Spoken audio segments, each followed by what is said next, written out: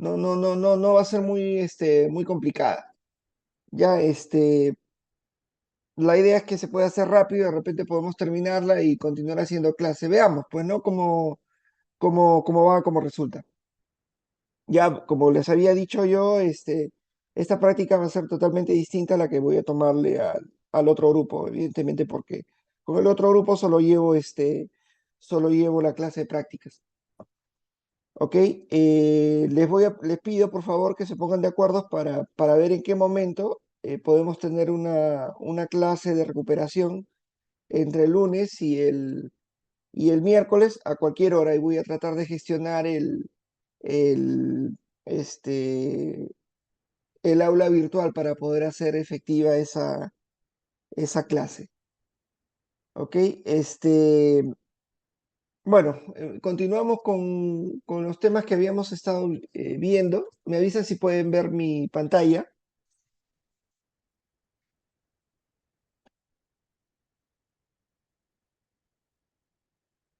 Sí, por eso les digo, en cualquier hora. Puede ser en la mañana también, puede ser al mediodía, a la tarde, donde todos estén disponibles, porque yo entiendo que en los últimos ciclos los profesores generalmente dictan clases en las noches. Entonces, por eso prefiero que sea de día, ¿no? Pero ahora, si todos van a estar disponibles, sí, pero si todos van a estar disponibles, en la noche, también en la noche, no hay ningún problema. No hay ningún problema, como digo. Ingeniero, buenos días. Una consulta, Sí, por favor. Eh, para el examen parcial, ¿siempre sí se va a dar en la semana 8? la semana 8, ¿cuál sería? Esta es la semana 6, la siguiente, que es la práctica, la semana 7, y la siguiente es la semana 8. Sí, de todas maneras tiene que hacerse ahí, donde tiene que ocurrir. Sí, sí. Ok, para el parcial es hasta donde lleguemos, ¿verdad? Hasta donde lleguemos la próxima clase. Ya, ok. La teoría del próximo sábado más la recuperación que se Sí, va a dar. ajá, Ya, las próximas clases, así es. Ajá. ya. Listo, ingeniero, gracias.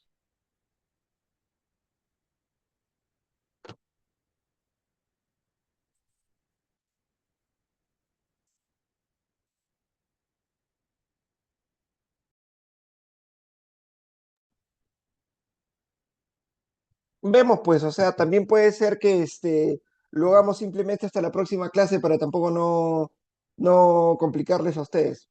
Pero va a depender de hasta dónde avancemos, ¿no? Lo que sí les digo es que la prueba,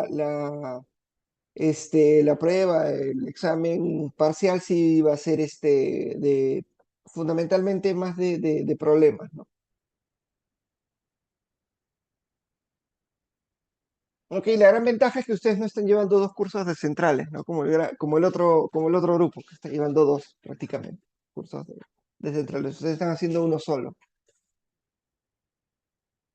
Voy a intentar tampoco que no sea tan complejo, ¿no? O sea, lo más, sea, digamos, relativamente sencillo. Ok, nada, entonces, otra cosa que les quería comentar. Yo en los ciclos pasados tampoco no he sido o sea, hay dos maneras de corregir, ¿no? Hay una manera de corregir que es viendo que salga el número exacto que uno está pidiendo, ¿no? Y hay otra manera de corregir viendo qué procedimiento ha seguido el alumno para poder llegar a un resultado. En la realidad, en el trabajo, ustedes tienen que tratar de encontrar el número exacto, ¿no? Pero acá ya también, digamos, en la universidad entiendo de que no todos necesariamente van a llegar a ese número exacto. Entonces, el procedimiento también lo corrijo, ¿no? Como les digo siempre, todos los años no es mi intención tampoco jalarlos o tener un conjunto de alumnos desaprobados, porque eso no es correcto tampoco, ¿no? Ni tampoco mi intención es reducirles las notas. Mi intención básicamente es que aprendan ciertos conceptos generales y con esos conceptos generales puedan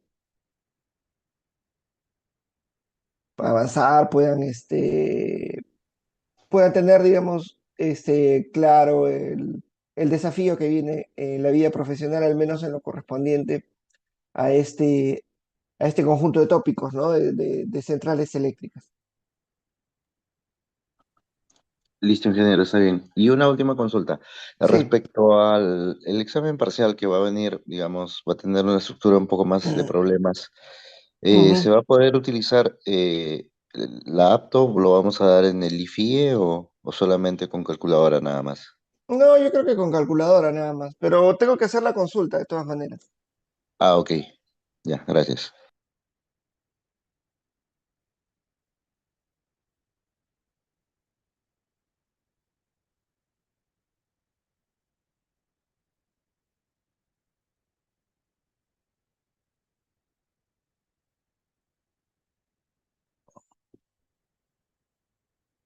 Ok, bueno, continuamos entonces con lo que vendrían a ser centrales termoeléctricas.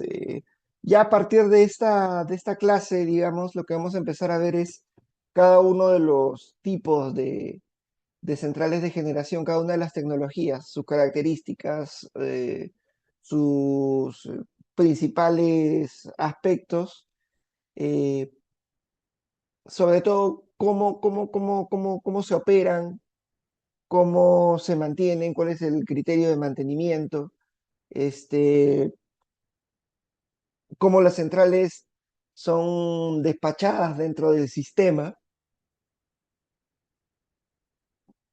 qué características especiales se toman en cuenta para poder llevar a cabo el despacho, ¿no?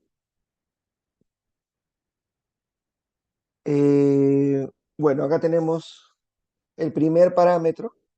El primer parámetro es la capacidad, y la capacidad es importante, o la potencia, ¿no? Es importante porque, como habíamos hablado en clases anteriores, la potencia tiene varios niveles de definición, ¿no? No tenemos potencia en general, sino tenemos potencia instalada, tenemos potencia efectiva, potencia firme. Entonces, la potencia también es relevante además para efectos de las compras de los equipos, ¿no? La potencia, digamos, de cierta manera define determinadas características de la central y también te asocia a ciertos costos. Por ejemplo, en el caso de nosotros estar en un entorno, en una red, en un sistema mucho más competitivo desde el punto de vista económico, ¿no? Donde haya muchas empresas de generación que están operando en competencia, lo que es importante, lo que es relevante para la empresa es tratar de ahorrar los mayores costos posibles. Se ahorran los mayores costos posibles teniendo el menor número de unidades. No, una unidad, digamos, de generación es de 200 megavatios, es más económica desde el punto de vista económico, o mejor dicho, desde el punto de vista de inversión, que comprarte 4 unidades de 50 megavatios. Es más barato comprar una sola que comprar 4 unidades. En ese marco, lo que ocurre es que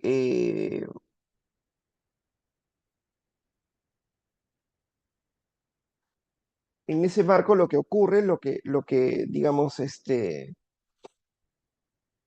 lo que ocurre es que una empresa de generación va a tratar en ese escenario, ¿no? Que les comento, muy competitivo, la empresa de generación va a querer, va a necesitar tener una unidad más grande para que su economía de escala le reduzca el costo de inversión, ¿no? Esto de acá, digamos, es bastante importante porque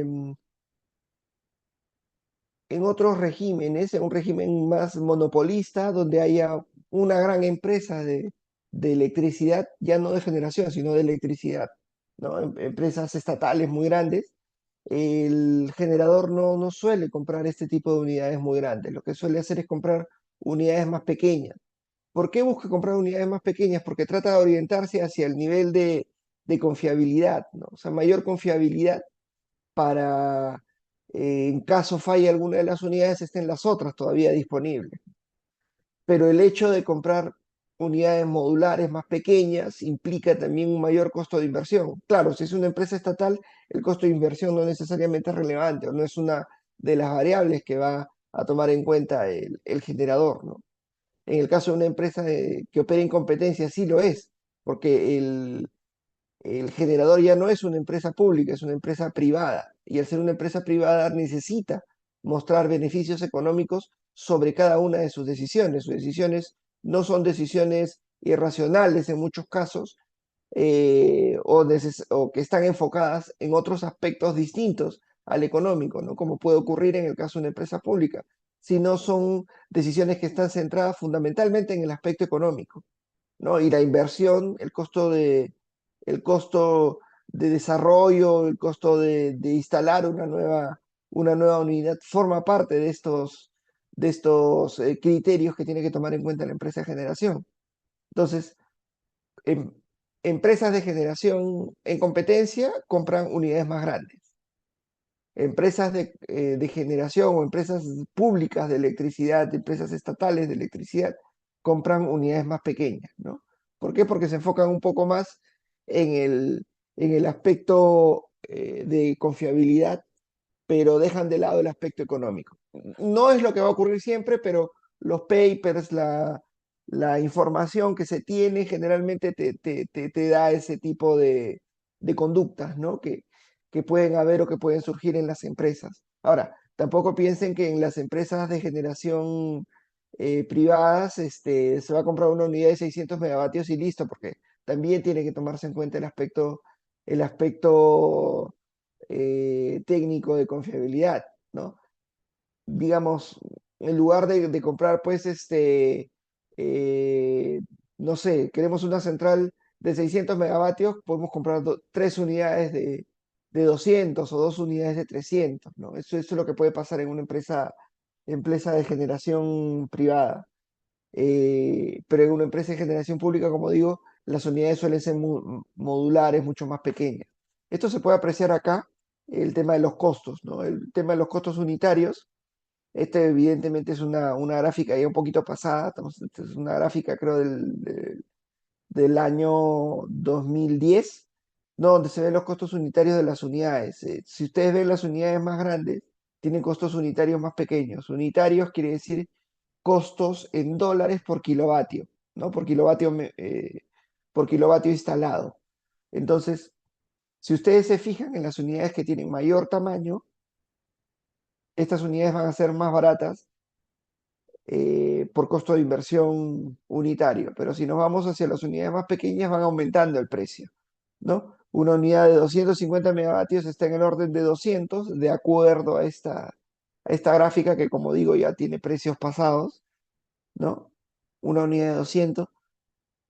Puede tener también un precio de $200 por kilovatio mes, pero en el caso de una unidad de 50, encontramos unidades que están tranquilamente en el orden o muy cercanos a $400 por kilovatio. Entonces, los costos son, son, este, son mayores, ¿no? Los costos unitarios, y conforme vamos bajando el tamaño de la unidad, se va haciendo más y más costoso, ¿no? Si nosotros multiplicamos esto por 4 por 5, evidentemente pues podemos llegar hasta el doble de lo que nos costaría una sola unidad de 200 megavatios. Eso, digamos, para tomarlo en cuenta como una característica, ¿no? Y un factor de decisión también en la compra de los equipos. Como habíamos hablado en la clase anterior, un, eh,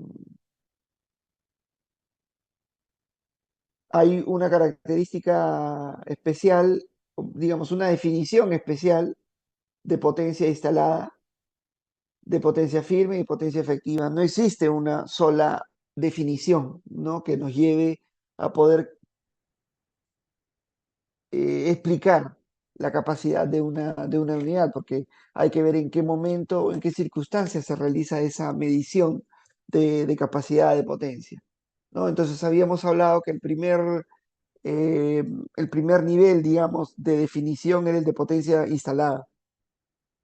Es la potencia que tenemos, digamos, en condiciones ideales para la central. Esa potencia a condiciones ideales tiene, digamos, un nombre y apellido, ¿no? Las condiciones ideales no son condiciones ideales per se, sino que esas condiciones ideales tienen determinadas características. Y esas condiciones ideales son de 60% de humedad relativa, 15 grados centígrados de temperatura y una presión de una atmósfera, ¿no? Esos, digamos, son los valores de, de, de la placa. O sea, bajo esas condiciones, por lo general, vamos a tener los datos de placa.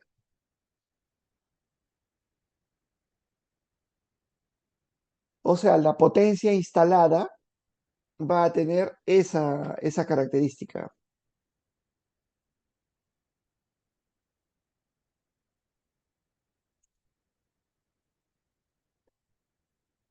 o esas condiciones para poder definirla. El dato de placa es el dato a condiciones ISO o condiciones ideales. ¿Cuáles son esas condiciones ideales? 60% de humedad relativa, 15 grados centígrados y una atmósfera de presión atmosférica. Pero evidentemente esas condiciones ISO no van a ser las condiciones con las cuales va a operar la central. La central tiene pues que, digamos, llevarse a un determinado sitio donde va a operar, donde va a localizarse, donde se va a instalar, y en ese lugar va a tener un comportamiento distinto, ¿no? Porque la presión atmosférica va a ser diferente, la temperatura va a ser diferente, y todos estos parámetros de una u otra manera van a incidir en el desempeño de la unidad. Es decir, no vamos a tener el mismo desempeño en Puno que en Mollendo, o que en Quica, o que en Lima, en el Callao, ¿no? El desempeño de la unidad termoeléctrica en cada uno de esos lugares va a ser totalmente distinto. De repente, el desempeño de la unidad en las zonas de costa va a tener una característica común, ¿no? Pero en zonas de sierra va a tener otra característica, totalmente diferentes a las de la costa. ¿Y eso a qué se debe? Bueno, eso se debe a que mayores temperaturas van a generar un desempeño no tan bueno en la producción de electricidad. Vamos a tener un menor nivel de potencia a mayor temperatura, ¿no? O sea, con el mismo combustible, con la misma máquina, si nosotros tenemos 10 grados centígrados, vamos a tener un desempeño que si tuviéramos 30 grados centígrados, ¿no? O sea, con 10 grados centígrados, ¿no? El desempeño de la máquina es con 10 grados centígrados el desempeño de la máquina es mucho mejor, ¿no?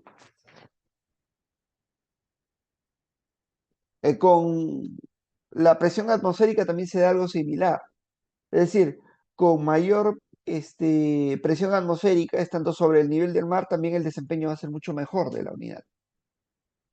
Vamos a tener mayores niveles de potencia que puede producir la unidad, ¿no? De repente, si estamos en un sitio, en una playa, cerca de la playa, tenemos un desempeño que puede estar en el orden del 100%, el 98, 95% de la potencia instalada, pero si nosotros subimos, como les digo, a una zona de sierra, 4.000, 5.000 metros sobre el nivel del mar, eso puede caerse tranquilamente hasta el 70, 60% de desempeño, ¿no? Una reducción sustancial en la capacidad de producción de la unidad, a pesar de que estás usando el mismo combustible y estás usando la misma máquina, simplemente porque la presión atmosférica no permite poder obtener esos niveles de producción de electricidad, ¿no? Entonces, el desempeño que vamos a obtener en una zona de costa va a ser mucho mejor que el desempeño que podamos tener para la misma unidad en zona de sierra, con el mismo uso de combustible, básicamente por condiciones atmosféricas. No sé si tienen alguna consulta hasta acá.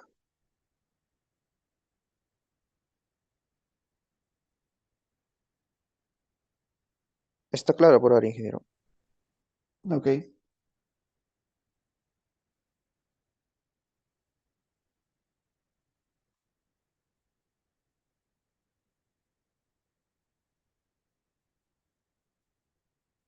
Aquí está justamente altas temperaturas, originan bajas densidades de aire y por lo tanto menores flujos másicos. Bajas temperaturas originan altas densidades de aire, por lo tanto mayores flujos másicos, alta eficiencia, mayor producción. La presión también es importante porque lo que les decía, ¿no? Mayor presión atmosférica implica también mejor desempeño, menor presión atmosférica, un desempeño menor, ¿no? No es el mismo. Ahora, los fabricantes, cuando compramos nosotros las unidades, nos brindan el, eh, el documento en el cual nos muestran las curvas de corrección del desempeño de las unidades, es decir, lo que nos van a decir en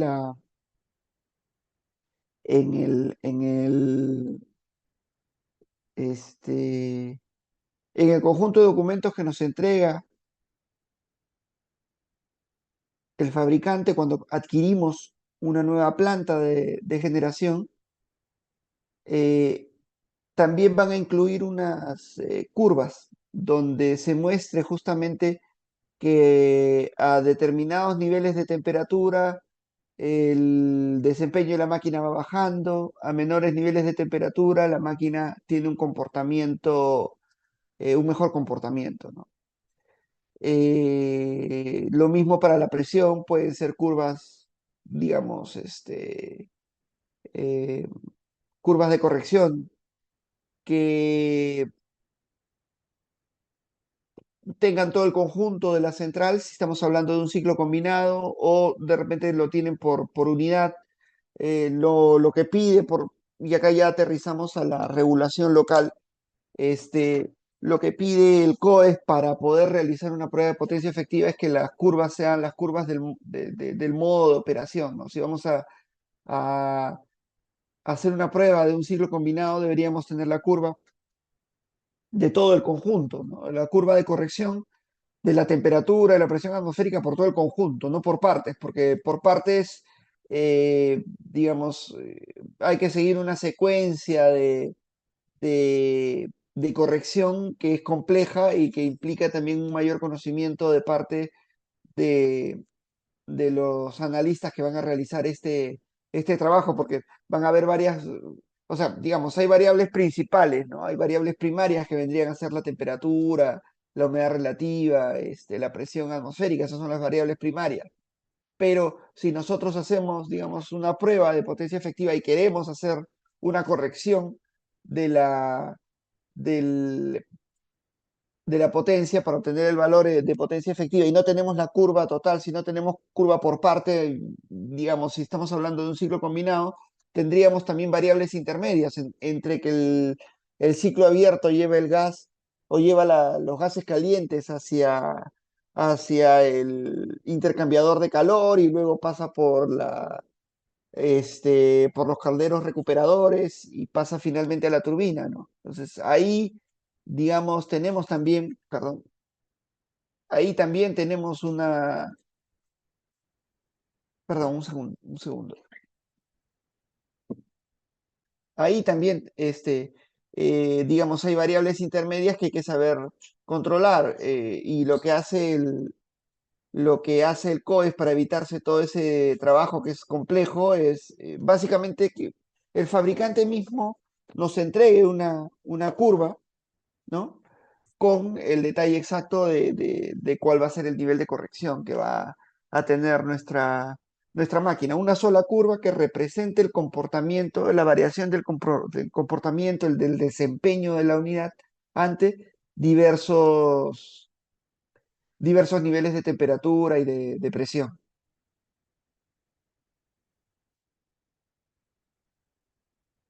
¿Ok? Eso es para la variable capacidad, pero hay otra variable importante que es la variable consumo específico o eficiencia, ¿no? La máquina, mientras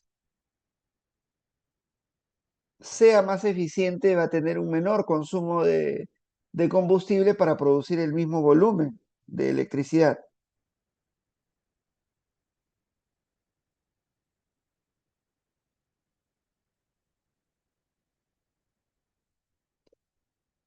Entonces es evidente que en un escenario de competencia en el cual las empresas de generación están sujetas a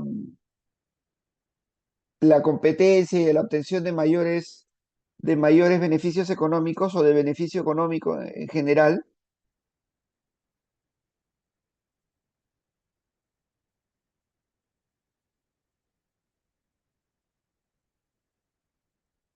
lo que va a prevalecer es la necesidad de contar con una máquina lo más eficiente posible.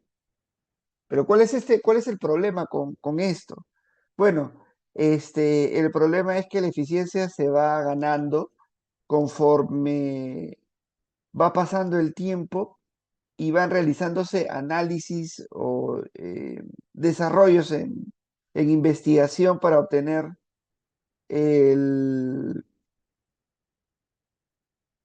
para obtener el valor que podríamos llamarle más, más adecuado posible. Es decir, no es que una máquina, digamos, se diseña, una máquina se trabaja para que tenga determinadas características, pero luego de un tiempo tiene un conjunto de parámetros y tienen que hacerse nuevas inversiones en investigación, desarrollo para que esos parámetros vayan mejorando, es decir, para que ese consumo específico, que esa eficiencia vaya mejorando. Entonces, la máquina original tiene que reformularse, tiene que rediseñarse para obtener un mejor nivel de eficiencia. Esto implica que muchas veces la máquina termine siendo distinta a la máquina original, ¿no? Y el gran problema que se tiene con nuevas máquinas, con nuevos diseños de máquina, es con la confiabilidad.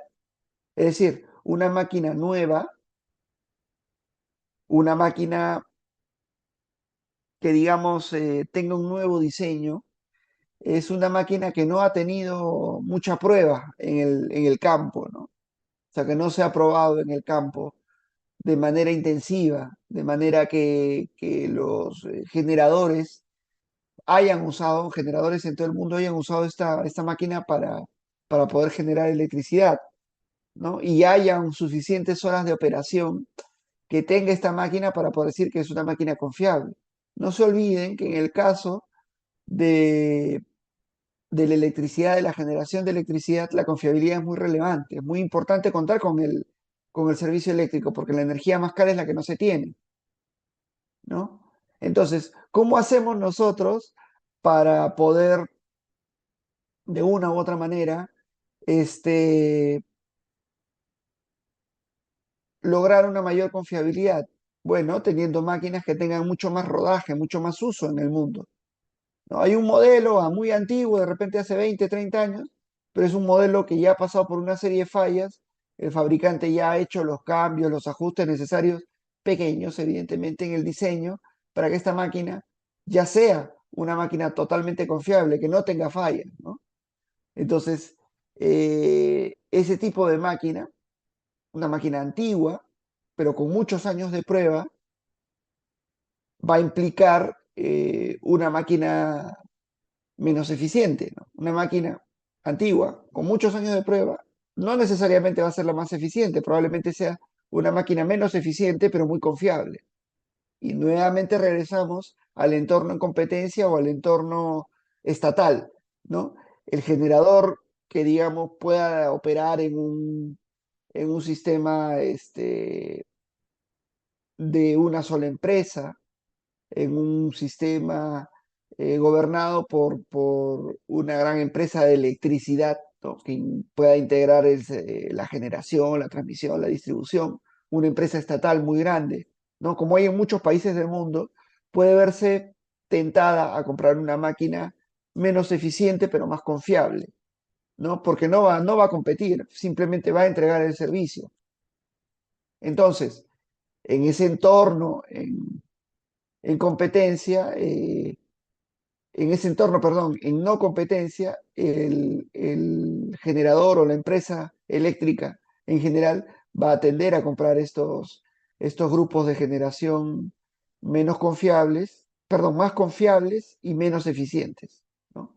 Más confiabilidad implica menos confiabilidad. Esa es, digamos, es inversamente proporcional.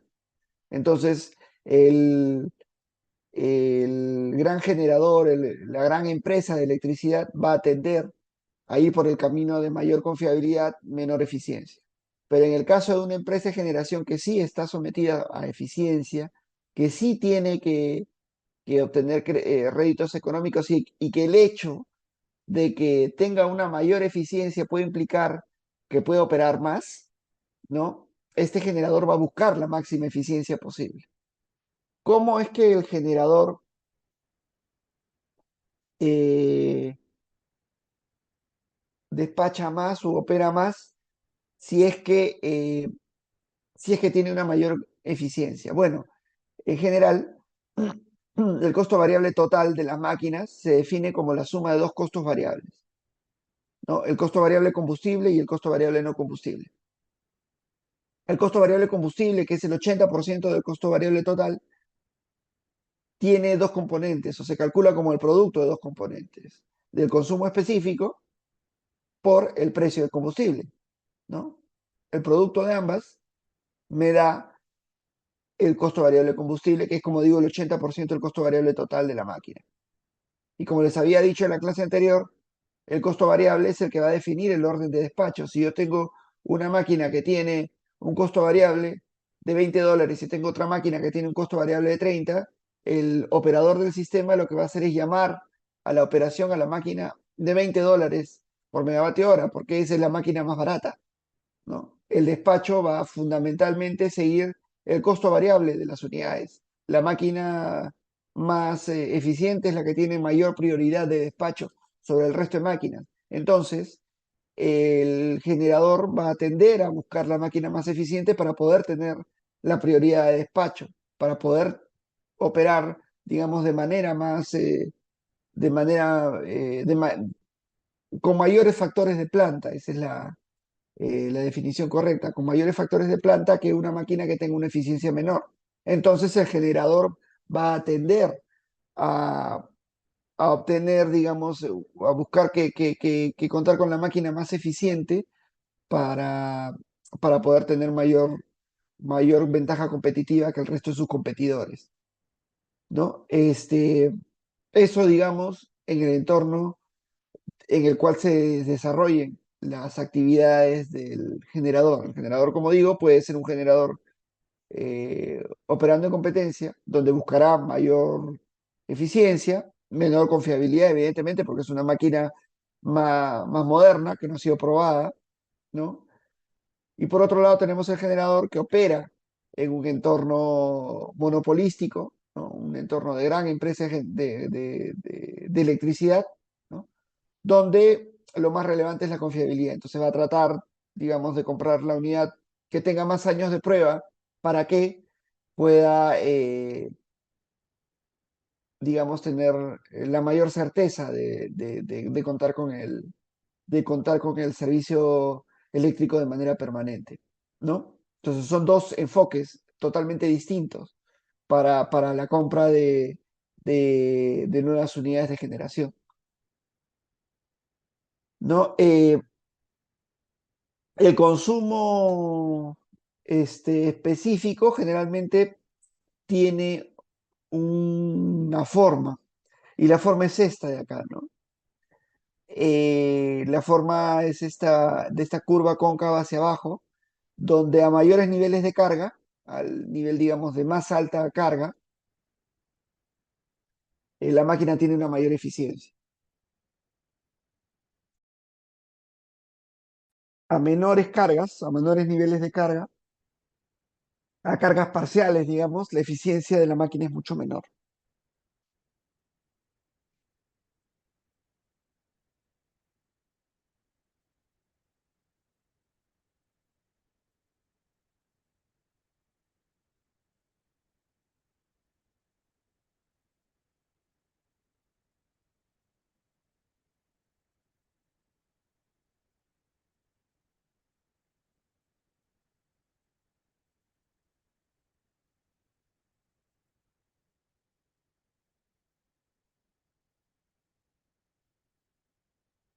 ¿Alguna consulta hasta acá? ¿Está todo claro?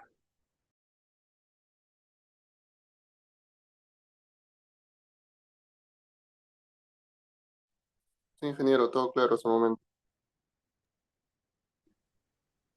Ok, ahora, también es una cosa bastante cierta de que en otros países ya este tipo de unidades no se están tratando, no se están instalando, ¿no? Pero como habíamos hablado nosotros en clases anteriores, perdón, este, una transición energética justa, eficiente, debe de incluir este tipo de unidades porque el gas natural es absolutamente confiable, ¿no? Cosa que no pasa con las centrales de generación renovable no convencional por ahora.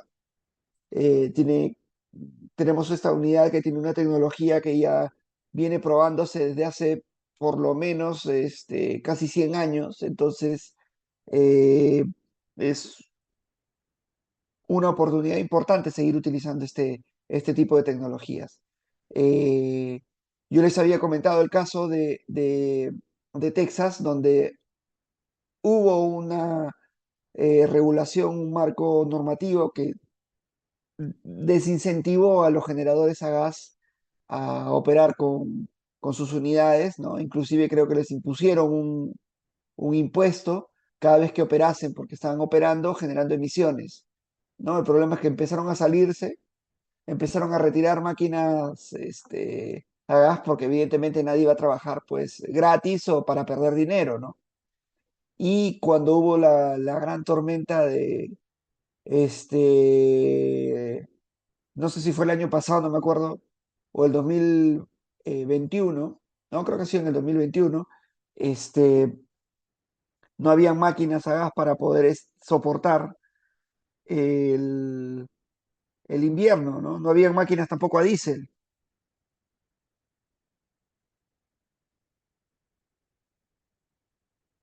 Y esto trajo como consecuencia que no hubo suficiente capacidad y tuvieron que haber racionamientos y los racionamientos implican pérdidas y más aún si tienes tormentas y eh, la temperatura, digamos, de la zona está en -20, -10 grados bajo cero, ¿no? Entonces hubo gente que falleció, un desastre total, ¿no? Pasó entre el 10 de febrero de 2021 y el 27 de febrero de 2021, ¿no? Tormentas severas. Fueron 70 muertos, ¿no? No ha sido una cosa sencilla, ha sido una cosa bastante compleja. Escasez de electricidad, energía en todo el estado, escasez de alimentos, escasez de agua, ¿no? 19.000 millones de dólares en pérdidas. Esto por decir no a este tipo de unidades. Entonces, una transición energética adecuada, correcta, debe tomar en cuenta todos los equipos que podríamos tener, todas las instalaciones que podríamos tener a efectos de tener el mejor tipo, el mejor parque generador, la mejor matriz energética que nos pueda permitir disponer del, del servicio eléctrico en cualquier instante, ¿no? O sea, como digo, lo peor que puede pasar es que prioricemos el aspecto ambiental dejando de lado el aspecto de abastecimiento en sí mismo, el aspecto técnico de abastecer la electricidad, y eso origina situaciones como las que estoy comentando, ¿no? Entonces, en Texas, básicamente, hemos tenido desde el día 10 de febrero del 21 hasta el 27 de febrero del 2021 tormentas de invierno muy severas. ¿Qué ocasionó todo esto? Bueno, básicamente cortes de energía en todo el estado, escasez de alimentos y escasez de agua. Eh, ¿Cuántos muertos hubieron? Al menos 70, porque se estima que pudieron ser muchos más. Las pérdidas, ¿en cuánto estuvieron estimadas? En 19.000 millones de dólares, ¿no? Las temperaturas alcanzaron los niveles de -20 grados bajo cero. Entonces, esto pues ha implicado unas situaciones que no han sido lógicas, ¿no? Solamente para decirles que el precio típico de la energía era de $50 por megavatio hora, ¿no? El precio a nivel de generación en el estado, y el precio durante esos días llegó a estar en $9.000 por megavatio hora.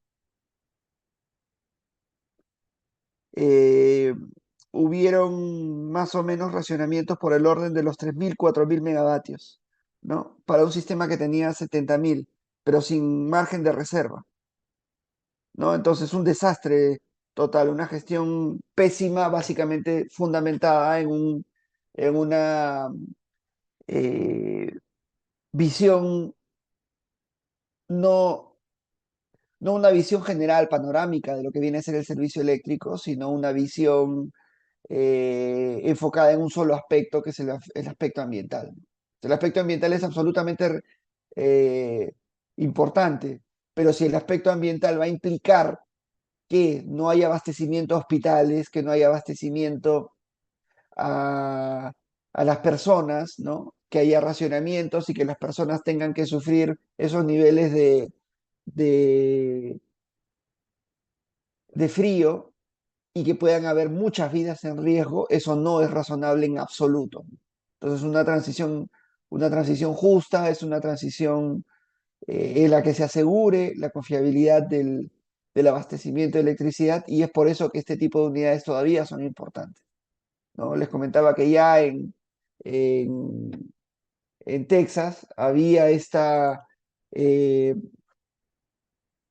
eh, iniciativa para que ya las empresas de generación puedan ser eh,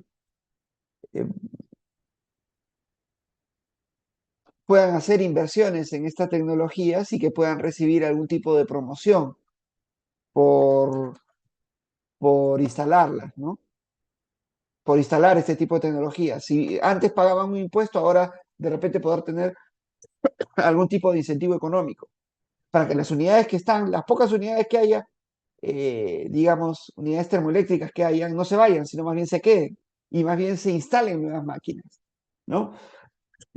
Claro, esto no se dice eh, de manera, de manera abierta, no es tan, no es tan difundido, pero es importante.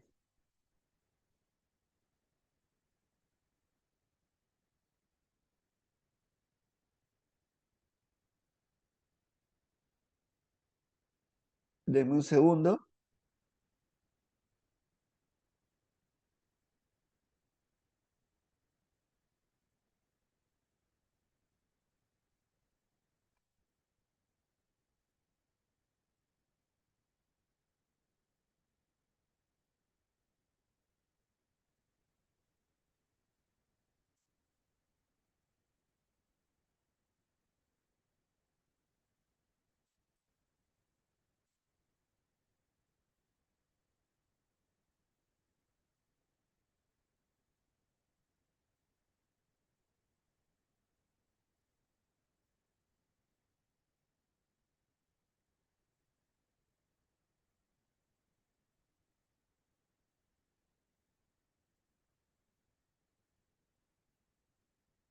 ¿Ok? Continuamos entonces. Otra característica importante, como les decía, era el valor, el número de este consumo específico, ¿no? Habíamos hablado de cómo este consumo específico es importante para efectos del despacho, ¿no? Ya lo hemos hablado.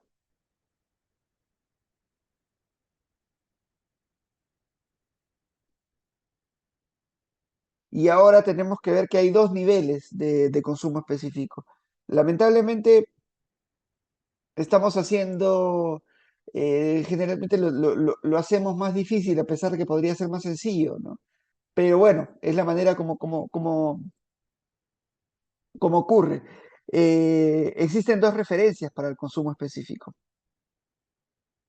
Una referencia que la totalidad del agua producida por la combustión, ustedes saben que la combustión tiene esta ecuación, es un combustible que se junta a oxígeno y nos entrega energía, CO2 y agua. Entonces, esta agua puede estar en dos condiciones. Puede estar en una condición de vapor o en una condición de estado líquido. Si queda en una condición de vapor, es agua que queda como vapor, entonces quiere decir que todavía hay energía que podría ser aprovechada, ¿no?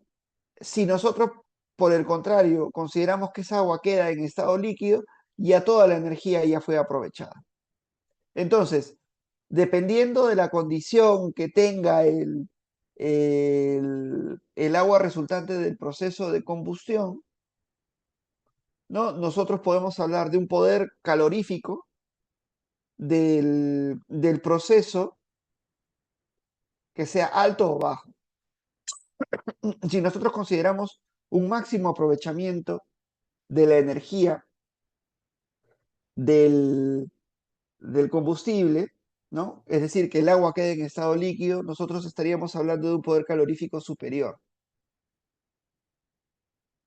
Si nosotros, por el contrario, consideramos que el agua queda todavía en estado de vapor, en el agua resultante del proceso de combustión queda en estado de vapor, entonces estamos hablando de un poder calorífico inferior. Yo sé que es un poco, digamos, eh, no tan claro, ¿no? Pero es importante tener en cuenta que existe esta diferencia en cuanto al nivel o a la referencia en la cual se define el consumo específico. El consumo específico puede estar, como digo, considerando poder calorífico inferior o consumo específico. El consumo específico puede estar considerando como referencia el poder calorífico superior. El problema es que cuando nos venden el gas natural, productores de gas, lo venden considerando el poder calorífico superior. Cuando se compra una unidad, se compra eh, tomando en cuenta datos de placa. Y los datos de placa que impone el fabricante a la unidad los pone considerando el consumo específico en poder calorífico inferior. Toma otra referencia. Entonces hay que estar muy claros, hay que tener mucho cuidado, ¿no? Entre los parámetros que nosotros utilizamos para ambos, para ambos tipos de, de- de actividades. Una cosa es la compra del gas que se hace en poder calorífico superior y otra cosa es la unidad en sí misma cuyos datos de placa están en poder calorífico inferior. ¿Ok? Acá yo les comento una anécdota que hubo, ¿no? Hace muchos años los precios de gas en el Perú se declaraban, se entregaban en un sobre. Lamentablemente una empresa tuvo un error y presentó el precio que tenía que presentarlo en poder calorífico inferior, lo presentó en términos de poder calorífico superior, ¿no? Y los datos no son iguales porque numéricamente son distintos. Y esto implicó que la unidad estuvo durante todo un año operando, ¿no? En unas condiciones distintas a la suya y tuvo que hacer un montón de cosas porque en aquella época los precios se declaraban de año en año, ¿no? Entonces la declaración de precios de gas era una actividad que se realizaba anualmente y que, claro, tenía toda esta característica, ¿no? Entonces, el gran problema que puede surgir es que podamos confundir ambas referencias. Y eso es una situación grave, ¿no? Que pudo haber llevado a la quiebra a esa empresa o a la empresa a la cual me estoy refiriendo. Eh, ¿Cuál es la diferencia que existe entre ambas magnitudes? Generalmente, en el caso de los combustibles líquidos, la diferencia entre el poder calorífico inferior y el poder calorífico superior es de 6%, ¿no? Mientras que en el caso del gas natural, la diferencia por poder calorífico superior e inferior está en torno al 11%, ¿no? Es decir, si yo multiplico el consumo específico en el poder calorífico inferior, digamos, el poder calorífico, mejor dicho, el consumo específico, perdón, en poder calorífico inferior por 1,6 es el poder calorífico, es el consumo específico en poder calorífico superior para los líquidos, es decir, para el diésel, para el residual. En el caso del gas natural, vendría a ser el producto de 1,11 por el módulo, la magnitud del poder, perdón, del consumo específico en poder calorífico inferior, que va a ser igual al consumo específico en poder calorífico superior, como mencionaba, para el caso del gas natural. ¿No? Entonces esto hay que tenerlo bien en cuenta, porque esto yo siempre lo pongo en problemita, ¿no? Para la segunda práctica probablemente tengamos ese problemita. Eh, ¿Qué otra característica importante hay que tener en cuenta? Bueno, el desempeño. Al igual que en el caso de las centrales, o mejor dicho, de la variable o del parámetro capacidad, de igual forma también va a haber un diferente desempeño, un desempeño distinto, ¿no? Eh, si es que estamos sobre el nivel del mar, que si estuviéramos en una zona de sierra, ¿no? De igual manera, perdón, no sé si está por acá.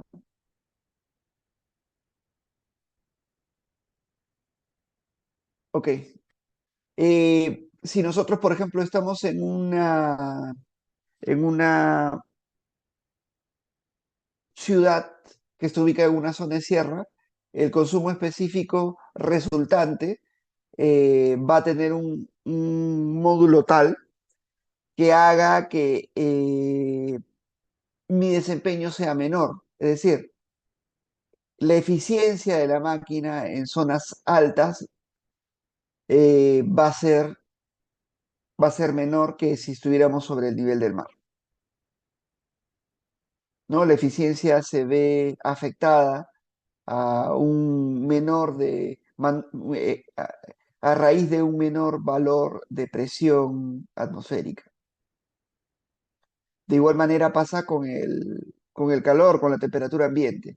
Mayor temperatura también implica una menor eficiencia, ¿no? Por el contrario, menor temperatura implica mayor eficiencia, mayor presión atmosférica también implica una mayor eficiencia. ¿Ok? Entonces tiene una tendencia similar a la que tendríamos con el caso de la capacidad o de la potencia, ¿no? Pasar de potencia a potencia efectiva, potencia instalada a potencia efectiva, o de consumo específico instalado a consumo específico efectivo, ¿no? El impacto de las variables ambientales es muy, muy, muy, muy importante. ¿Ok? ¿Alguna consulta?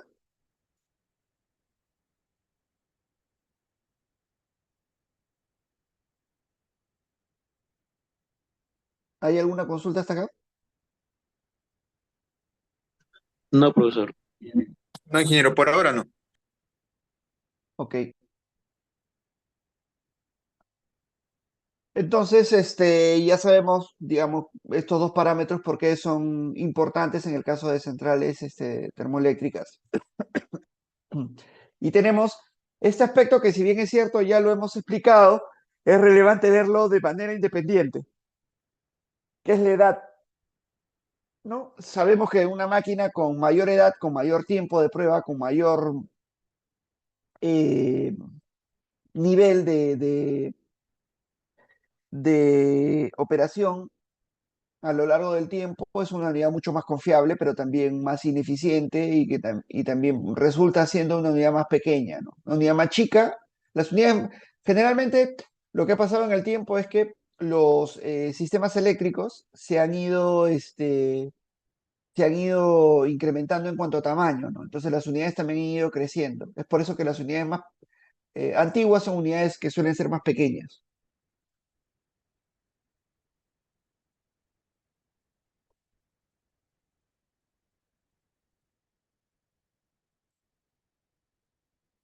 Un segundo. Entonces, nuevamente, una empresa que opere en un entorno más,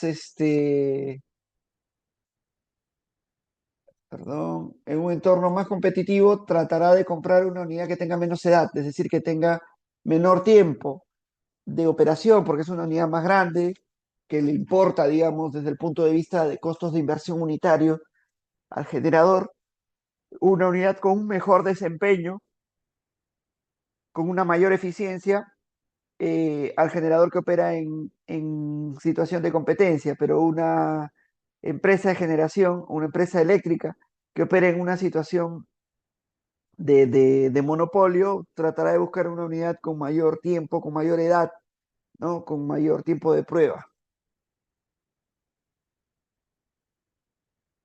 Además, bueno, lo que en el mercado internacional se obtienen son básicamente módulos eh, de componentes, ¿no? Las unidades termoeléctricas generalmente son modulares, es decir, ya vienen en un determinado paquete, no son, no es como una central hidroeléctrica, ¿no? Una central hidroeléctrica puede tener, de acuerdo a su altura, de acuerdo al caudal, puede tener 10 megavatios, 20 megavatios, 15 megavatios, entonces son generalmente pues centrales que se van a ir diseñando conforme a la necesidad.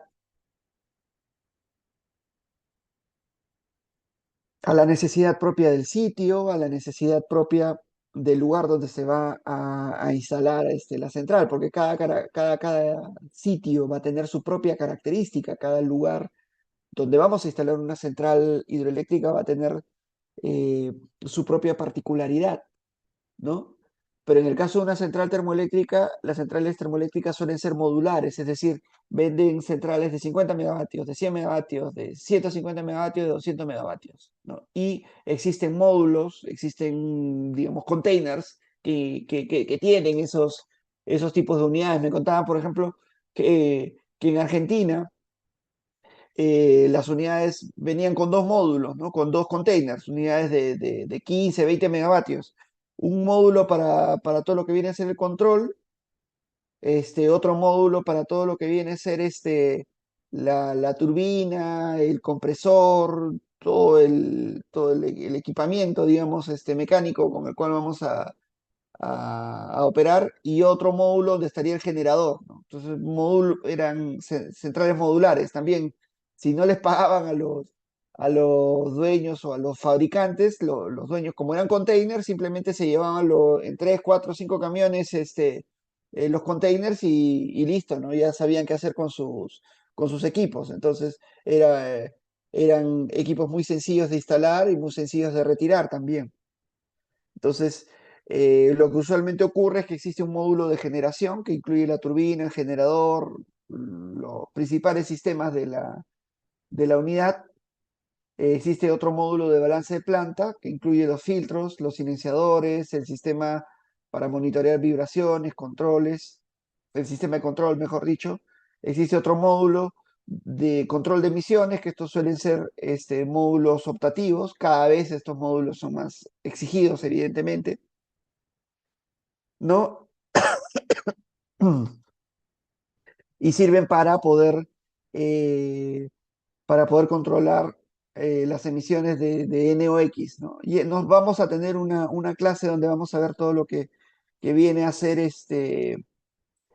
eh, la importancia de la generación renovable, ¿no? ¿Por qué es importante y qué tipo de emisiones se generan eh, con centrales termoeléctricas? Vamos a hacer algunos cálculos. Yo creo que nos va a dar tiempo para poder enseñar eso, ¿no? Eh, Hace un tiempo yo llevé un curso de transición energética y justamente varias de las cosas quiero implementarlas acá, digamos, con ese enfoque, porque ya en algún otro curso que se ha brindado en la universidad se ha entregado esto, pero quiero hacerlo ahora con el enfoque de transición energética. Pues eso lo vamos a ver a posteriori. Y ahí vamos a ver, claro, que evidentemente, pues, que efectivamente, digamos, hay emisiones de tipo CO2, CO, CH4, NOx, ¿no? Son emisiones que se generan por efecto de la generación eléctrica. Pero ¿por qué son importantes cada uno de estos o mejor dicho, por qué es importante calcular estas emisiones, ¿no? ¿Cuáles son las emisiones más importantes que se dan para cada tecnología?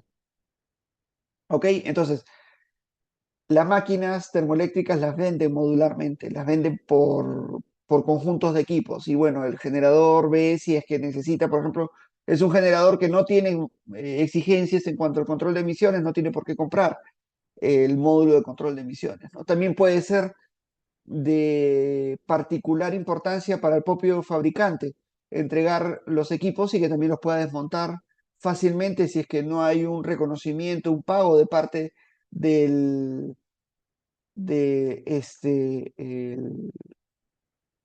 el generador, ¿no? Que está haciendo uso de los equipos. Ok, bueno, acá hay una bibliografía. Si ustedes pueden encontrarla, bacán, les va a servir de referencia para todo lo que hemos ido hablando durante la clase. Ok, no sé si tienen alguna pregunta.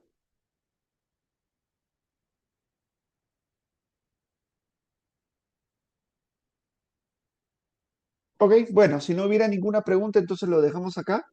Eh, Como les decía, la siguiente clase sería una clase intermedia, ¿no? Eh,